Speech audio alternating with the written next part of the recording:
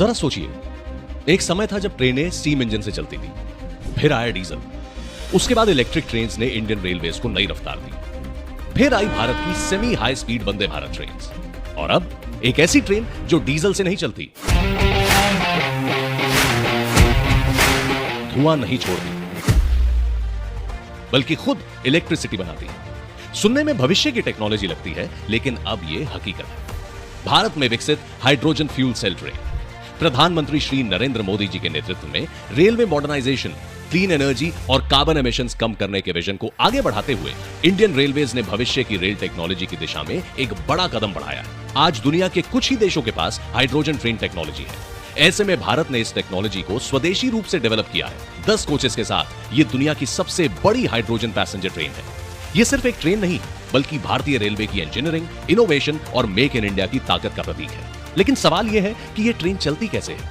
आइए समझते हैं इस टेक्नोलॉजी को। इस ट्रेन में फ्यूल सेल टेक्नोलॉजी का इस्तेमाल किया गया है। फ्यूल सेल के अंदर हाइड्रोजन और हवा में मौजूद ऑक्सीजन एक इलेक्ट्रोकेमिकल प्रोसेस के जरिए रिएक्ट करते हैं। इस प्रोसेस से इलेक्ट्रिसिटी बनती है और यही इलेक्ट्रिसिटी ट्रेन के मोटर्स को चलाती है। इस पूरी प्रक्रिया में कोई डायरेक्ट कार्बन एमिशन नहीं होता। बाय प्रोडक्ट के रूप में सिर्फ वाटर वेपर और हीट निकलती है। यही वजह है कि हाइड्रोजन फ्यूल सेल टेक्नोलॉजी को दुनिया में एनर्जी प्रोडक्शन के सबसे क्लीन तरीकों में से एक माना जाता है। फ्यूल सेल लगातार इलेक्ट्रिसिटी बनाता रहता है। जब पावर की जरूरत कम होती है तो एक्स्ट्रा इलेक्ट्रिसिटी बैटरी में स्टोर हो जाती है, और जब ज्यादा पावर चाहिए होती है तो फ्यूल सेल और बैटरी मिलकर ट्रेन को चलाते हैं। यही हाइब्रिड पावर सिस्टम इस ट्रेन को ज्यादा एफिशिएंट बनाता है। अब बात करते हैं इसकी सेफ्टी की।